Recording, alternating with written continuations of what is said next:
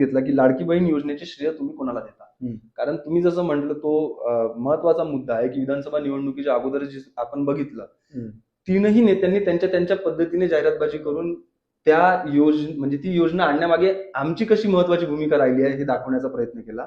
परंतु आजच्या घडीला जेव्हा आज 1.5 वर्षापेक्षा अधिक कालावधी लाडक्या बहीण योजनेचा उलटून गेलाय लागू झाल्यापासून, आजच्या घडीला महाराष्ट्राचे मुख्यमंत्री म्हणून लाडक्या बहीण योजनेचं श्रेय महिला या पूर्णपणे म्हणजे आमच्याकडे डेटा आहे 37% महिला या देवेंद्र फडणवीस यांना देतात.